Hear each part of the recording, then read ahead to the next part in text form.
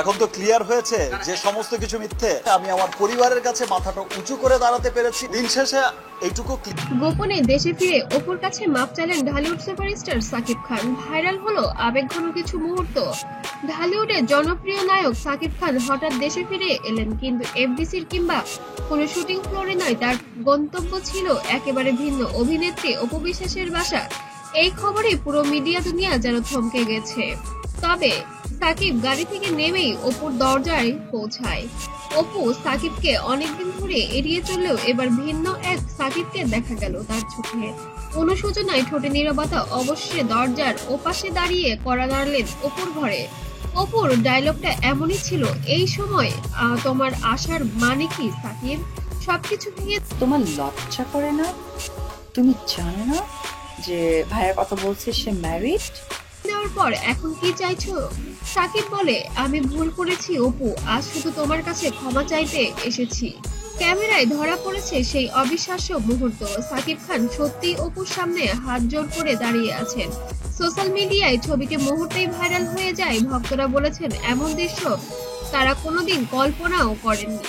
অপু আবার বলে, তুমি আমাকে শুধু নয়, আমাদের সন্তান জয়কেও কষ্ট দিয়েছো। তুমি কি জানো প্রতিটি রাত আমি কিভাবে কাটিয়েছি? সাকিব বলে, জানি অপু, তাই আজ সব ভেঙে ফেলার পরেও আমি তোমার কাছে এসেছি। সবাই জানেন আমার প্রাণের মানুষ একজন, আমার আপনজন, বড় আপনজন। আসলে আমি স্পেসিফিক নাম বলতে চাই না, ব্যক্তিগত কোনো ব্যাপারগুলো খুব একটা আমি আনতে চাই না। সময় শেষ, টাইমস আপ। হয়তো দেরি হয়ে গেছে, কিন্তু তোমাকে ছাড়া আমি অসম্পূর্ণ।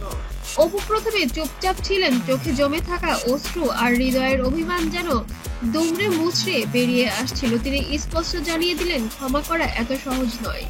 অপু বললেন, ক্ষমা পেতে হলে শুধু কথা দিয়ে হবে না সাকিব, সময় মতো প্রমাণও করবে তুমি কতটা বলেছো এবং কতটা আমাদের জন্য করেছো, সেটাও এবার বোঝাতে হবে। এমন একটি দৃশ্য ছিল যেখানে অপু কাঁদছেন, সাকিব মাথা নিচু করে দাঁড়িয়ে আছেন। এই আবেগঘন মুহূর্তই এখন সোশ্যাল মিডিয়ার ট্রেন্ডিং টপিক। ভক্তরা কেউ বলছে সাকিব অপুকে আবার একসাথে দেখতে চায়, আবার কেউ লিখছেন এই ক্ষমা হয়তো নতুন শুরুর পথ দেখাবে।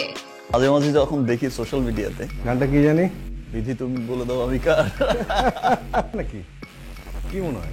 প্রায় প্রায় ফেসবুকে দেখি অনেকে লেখালেখি করে যে সাকিব ভাই, আমিন ভাই আপনারা একসাথে কাজ করবেন, চলেন শুরু করে দেই। আচ্ছা ইমিডিয়েট কিছু করা যায় না? অপু জানালা দিয়ে বাইরে তাকাচ্ছেন আর সাকিব ধীরে ধীরে সরে যাচ্ছেন। তাহলে কি এটাই নতুন মোড়, নাকি এই সম্পর্ক থেকে আরো নতুন কোনো ভবিষ্যৎ নেই? উত্তর লুকিয়ে আছে সময়ের অপেক্ষায়। অপু চাইলে আমি তোমাকে আরো সুন্দর জীবন দিতে পারি, কিন্তু তোমার একটু ধৈর্য ধরতে হবে এবং আমার পাশে দাঁড়াতে হবে, এমনই একটি কথা ছিল সাকিবের পক্ষ থেকে।